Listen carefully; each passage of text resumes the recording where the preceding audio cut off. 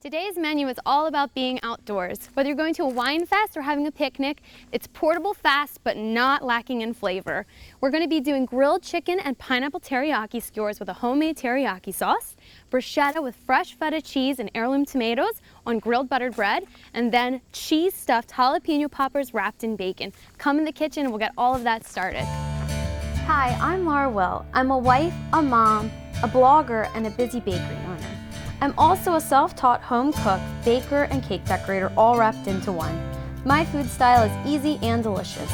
With the combination of whole foods and my quick tips and tricks, you too can cook the scratch-made simple way. So what we're going to do to start our teriyaki sauce for our chicken teriyaki skewers is start with a tablespoon of cornstarch that I'm going to put in my pot. And then next you're going to put in a tablespoon of water. And you don't have to do a homemade teriyaki sauce for these if you don't want to. I just prefer it because I think it tastes really fresh and delicious. But you can just buy bottled if you like, so that's completely fine. All right, so the cornstarch is gonna be our thickener. That's what's gonna make our sauce come together and make it your normal teriyaki glaze. So I'm gonna start my burner, and then next I'm going to get a measuring cup, and we're gonna measure out half a cup of white sugar in. Just like this.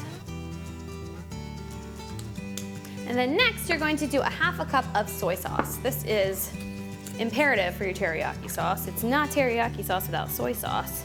Gives it that nice tangy bite to it. All right, I'm gonna pour this in. And then to kind of kick the flavor up a little bit, we're gonna do a quarter cup of apple cider vinegar. Now the reason I'm using apple cider vinegar is because apple cider vinegar is sweet. It's got a natural sweetness to it, a little more than something like white vinegar or red wine vinegar. Your different vinegars are gonna give different flavors for your dishes. So this one I like to use apple cider vinegar. Also, when you're baking, if you're doing red velvet, that's a nice sweetness that you can add to your batter as well. So it does make a difference with each ingredient that you're adding. I'm just gonna whisk this together. And then what I'm gonna put in next is a tablespoon of garlic. I like to use minced garlic just because I like it nice and fresh. If you wanna do a tablespoon of garlic powder, you can do that too.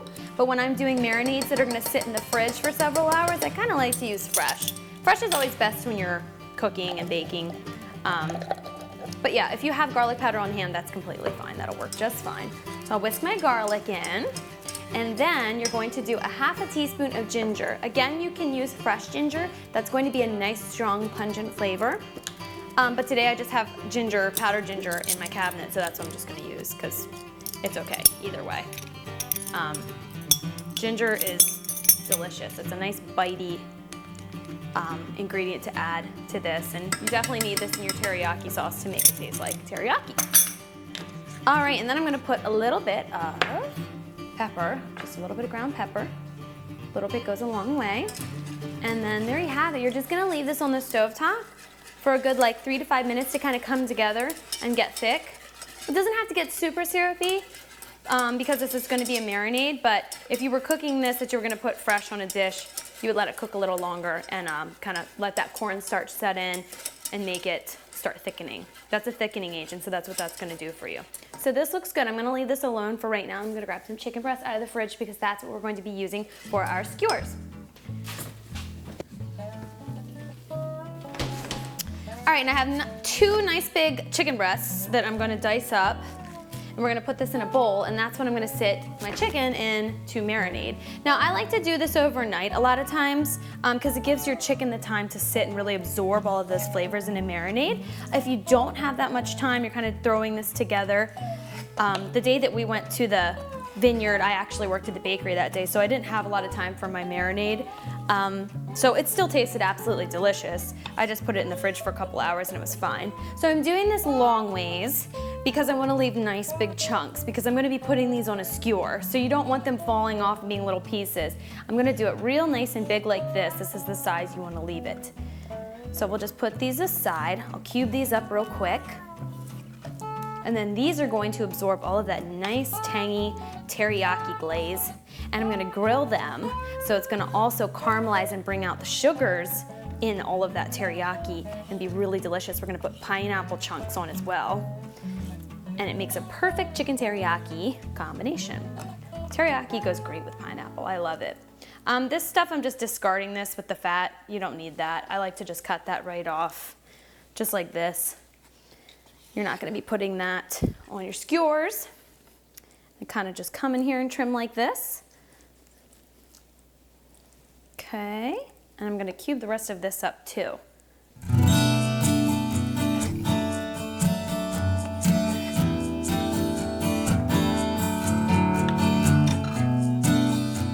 All right, now that we're done chopping up our cubes of chicken, you're gonna grab a nice big bowl and put all of your chicken in, because we're gonna pour that nice, delicious marinade right on top of all of these big chunks of chicken. So now that I've let my teriyaki cook on the stovetop, it's gotten nice and thick. It's had time to set up. So if you look at this, it's nice, thick glaze now. Just like that. That's exactly what you want it to look like, because it's gonna be a nice coating for all of your meat. So I'm gonna grab a little spatula here and make sure you're getting all of this out. You wanna pour it all over your chicken. It smells so delicious. And again, if you don't have time to make this, I promise it's well worth it, but if you're in a bind, you can just grab some bottled teriyaki from the store. But I promise this is worth your time. The nice ginger and the garlic and all of it together is so tasty.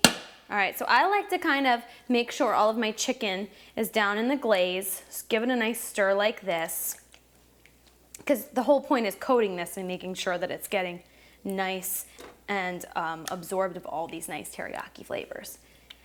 All right, so I'm just gonna grab some saran wrap and cover this up. I'll pop this in the fridge. We're gonna go on a quick break, and then whenever we come back, I'll show you how to assemble these, and we'll start our other appetizers for our wine festival night.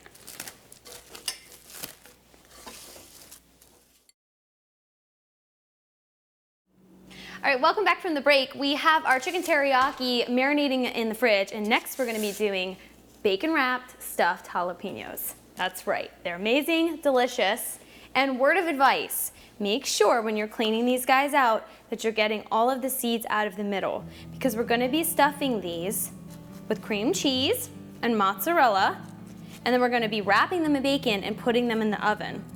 When I went to the wine fest with my husband, we went on a double date, and I brought these along, and we were all laughing pretty hard because I had missed some of the seeds out of these, and let's just say that it was super hot, and you don't want to be biting into these, so make sure you're cleaning them out. What you want to do to clean these out, you're going to keep this little tip. So you need to slice it to the side, and then you're going to take this off, this little white part, because you're going to use this to plug your little jalapeno up whenever you stuff it. So get as much of that as you can. So then what I'm gonna do next is take this knife, loosen the insides of this jalapeno.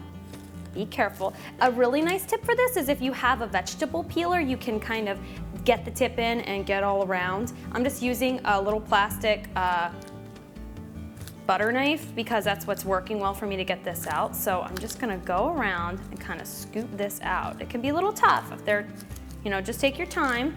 And see how that came out? That's exactly what you want to get out. And look at all these seeds. So you want to take your time. You can even tap them on the board like this.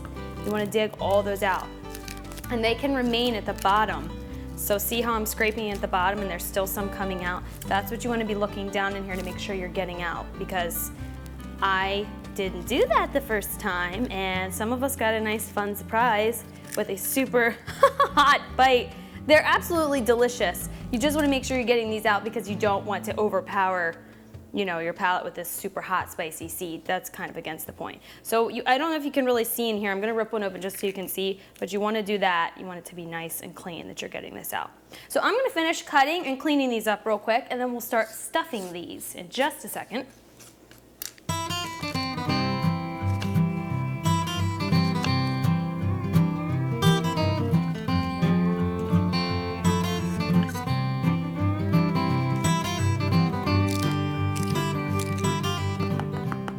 Now that we're done cleaning all of our jalapenos out, we're going to get all of our things to stuff them with. So you're gonna get, I like to use garden vegetable cream cheese just because it's got a nice amount of like extra seasoning, little veggies and stuff in it. So That's my favorite cream cheese, so that's what I like to use for mine.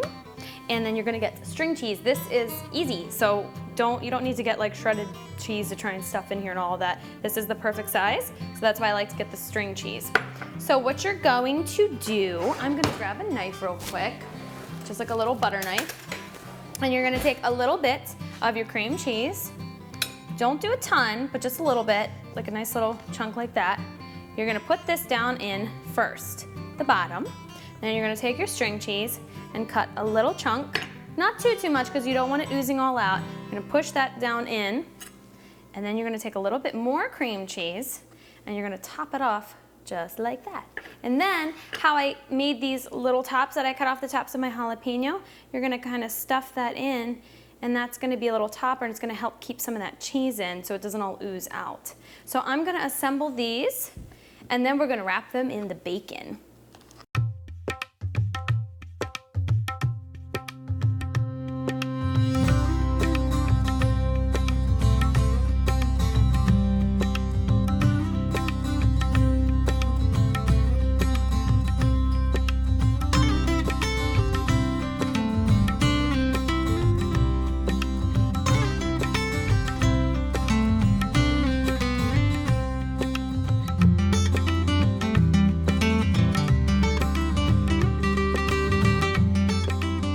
All right, next up, we're going to do the bacon. This makes these so good. Anything wrapped in bacon is delicious, but especially these. All right, so what you're gonna do is you're gonna take your pepper, your little jalapeno, and you're going to start with a top fold like this with your bacon because you want to seal this. So you fold it over like this, and then you're gonna wrap this around, the whole way around the jalapeno. Yes, this is not a low-calorie dish. You are correct if you're thinking that right now. But you can just have a couple. You don't have to eat the whole tray. But yes, it takes one slice of bacon. If you're a little concerned about that, you don't want to do whole slices of bacon, you can just kind of chop it in half. That's totally fine. The bigger jalapenos kind of require a whole slice of bacon. But since these guys are a little on the smaller side, you don't have to do that. But I love bacon, so I'm just going to go for it and wrap it. I call these spicy babies in a blanket. Instead of pigs in a blanket, we'll call these guys spicy. So I'm just gonna keep going like this. We'll go right down the line, wrap all these up in a little bacon blanket, and they are oh so tasty. I promise you will love these. These were probably my favorite appetizer out of the whole wine festival spread that we did. I love spicy things and I love bacon, so put those two together and I am a happy girl.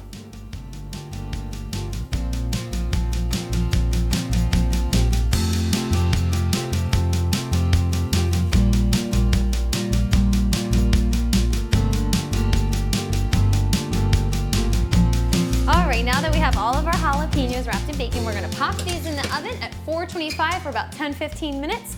If it goes a little longer than that, that is okay. You just wanna make sure your bacon is crisp and not soggy, because nobody wants soggy bacon. All right, next we're moving along to the bruschetta. I'm going to grab a knife real quick. I like my bruschetta to have multicolored tomatoes. These are nice little baby, sweet, succulent tomatoes. I got these locally, so there's little green ones and red ones, little purple ones. They're pretty. I like to eat with your eyes first, so if you're getting, you know, multicolored tomatoes, they're gonna taste even better because they're pretty. So I just like to chop mine in little bits, kind of just in half. And then we're gonna get our yellow and our green. And in my bruschetta, I like to add feta because it gives it a nice salty bite, and it's not just straight up tomatoes. Tomatoes can be pretty tangy, so I like to add a little bit of, it adds a nice different texture. We were loving this at the Wine Fest. This was probably really close to the favorite of the bacon wrapped jalapenos, but everybody devoured this. So this is definitely a crowd pleaser. If you're looking for something pretty and simple, you can whip this up so fast. You're just dicing some baby tomatoes and putting a little bit of feta in with some extra virgin olive oil and a little bit of salt and pepper, and it's so good, so fresh. If you're looking for something to do with your summer tomatoes, bruschetta is a simple, easy thing to do. All right, just about done dicing these. Next, we're gonna add our feta. I just get like a little 4 6-ounce container like this at the store. You're gonna dump it right in, just like that. And then I get a little bit of extra virgin olive oil. Give a nice little bit of a tablespoon or two. And then a little bit of salt. That's gonna bring out the natural juices of the tomato too and make it nice and juicy. So I actually like to let this sit a little while. You don't need a ton of salt either because your feta is very salty. So don't go overboard with the salt, but you like to do a little bit so you're making those juices come out of your little tomatoes. Then some fresh cracked black pepper. There's nothing like fresh cracked black pepper. A little bit goes a long way and it's super tasty. And then I like to do a little bit of garlic powder. I don't like fresh minced garlic in this because it's really chunky and uncooked garlic is tangy. So this just adds a little bit of garlic to your bruschetta, but without having that raw garlicky taste. So that's kind of what I recommend for this. And then I'm gonna grab my little baby basil plant from my windowsill here. I always keep a little bit of basil growing inside, especially during the winter, and I have it in my garden as well. But you're gonna grab a couple sprigs like this. And fresh basil in bruschetta is so tasty. Basil and tomatoes are such an awesome pairing. They're perfect together. Traditional Italian flavors, you cannot go wrong with that. It smells almost like, it's hard to describe, almost kind of like licorice is what basil smells like. It's a very strong smell, but a very mild flavor herb. But it's so tasty in this dish. So I'm just gonna give this a little rough chop, and then we'll toss this in our bruschetta. All right, like this. I'm gonna get my little plant out of the way, put him back up here. And then, all you need to do is give this a little stir. And then I will put this in the fridge, like I said, to sit and marinate a little bit. Kind of let all these juices come together. And it comes together so beautifully. Look at all of those colors and the cheese. It's gorgeous. Fresh, simple, elegant. And now I'm gonna pop this in the fridge and let these flavors kind of blend together and they can just chill out while I'm getting the rest of my appetizers finished.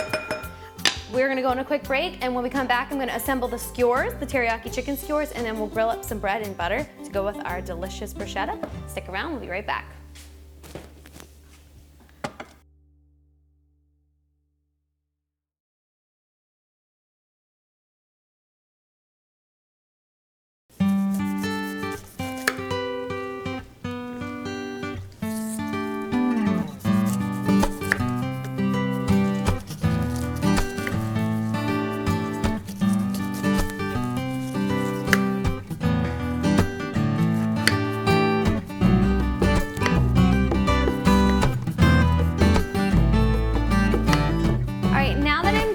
Chopping all of my fresh pineapple up, I'm gonna put it in a bowl, and then we'll pull out our chicken that's been marinating in the refrigerator, and we're gonna assemble all of our skewers. Okay, here we go. Got our pineapple. Now I'm gonna grab this out of the refrigerator.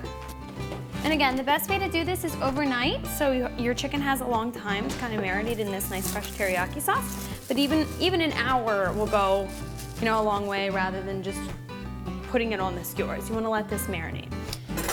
So I'm gonna get my skewers out, and I like to kind of keep a pattern to mine. So I will get a piece of chicken, skewer it on here. Then I like to do a pineapple next. Do another piece of chicken, another piece of pineapple. And you see why you want these nice big chunks? Because you want them to stick on your skewer. If you had little pieces, they'd be falling apart and be kind of a mess. Then I like to top it off with a piece of chicken, and that is your skewer. So I'm just gonna assemble all of these. And while I'm assembling these, I'm gonna start getting my skillet nice and hot because we want these to leave nice grill marks. I have a nice cast iron skillet that I have, it has grill marks in them. That's what I like to kind of cook these things on. I can't say enough about cast iron. It's just a nice way to cook your food. And then it's an easy cleanup too. You just kind of rinse it out, and then you're gonna season it and oil it again. And then put it back in your cabinets. And it's got a nice cooking temperature to it instead of kind of nonstick pans. I do use nonstick pans too, but cast iron's my favorite. So I like to use this one for grill marks, especially in the winter when you can't go out. Summer season, you're able to do that, but that's a nice way to get your grill marks if you're doing that in your house.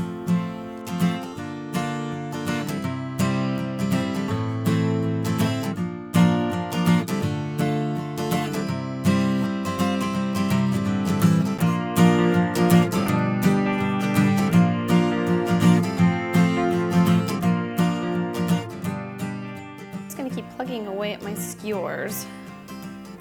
It can be a little tedious, take a little time, but I promise you, doing all these steps is well worth it. You're gonna love all your appetizers, and it's so fun. Summer to me is, we always go to Nestle for at least one of the concerts on the lawn.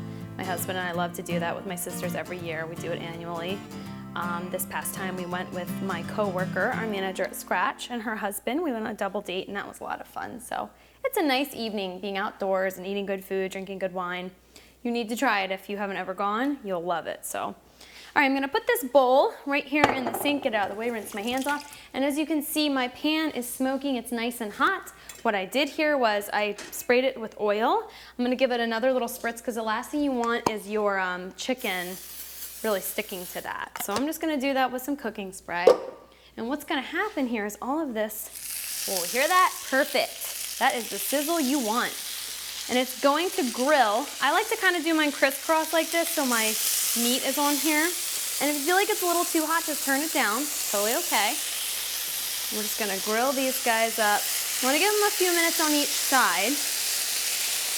And what's gonna happen here is your pineapple is gonna caramelize, get brown, and get nice grill marks. And your chicken's gonna cook up pretty fast. If you don't wanna do this on the stovetop, you can also put these in the oven.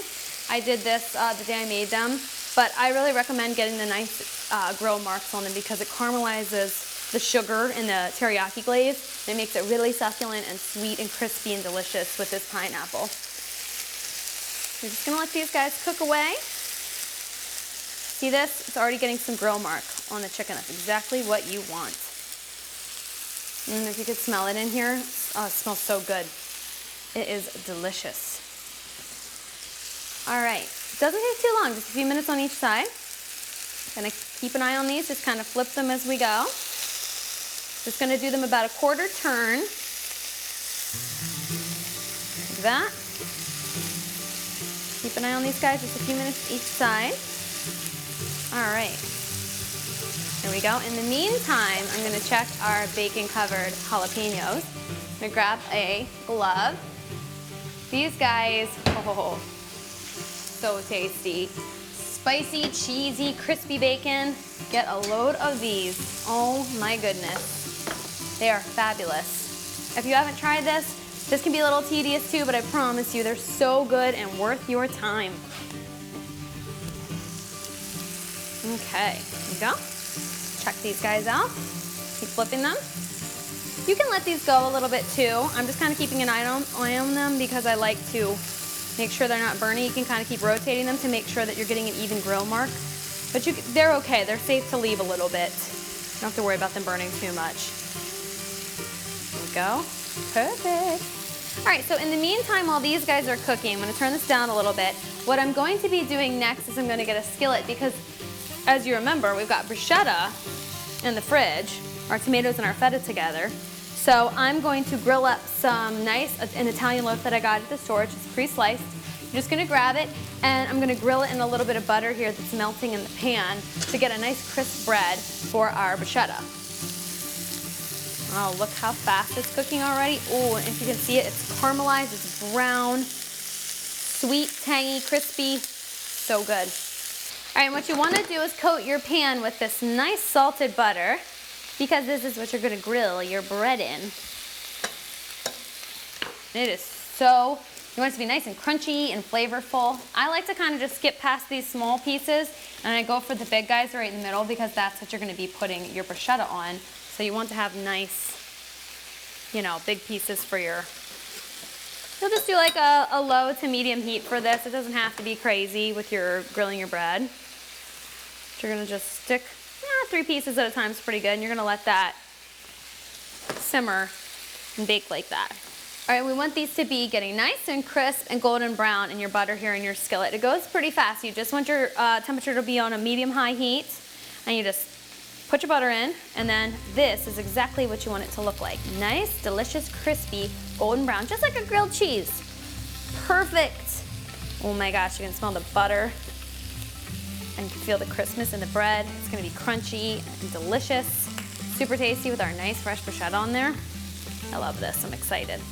All right, I'm gonna finish grilling up my skewers and working on grilling my bread. We're gonna go on a quick break, and then whenever we get back, I'm gonna plate all this and taste. Stick around. All right, here's our final spread, guys, for our wine festival night. We've got our bruschetta over here with our little baby heirloom tomatoes and feta. We've got our grilled chicken teriyaki pineapple skewers and bacon wrapped jalapeños. You can check all of these delicious recipes out at our website, scratchmadesimple.com. And pardon me while I dish myself up some of these snacks. I promise you will love these recipes. Whether you're going out for a festival or just having company over, these are perfect for entertaining or even just a nice night at home. From my kitchen to yours, I hope you guys enjoy this dish. See you next time. So good.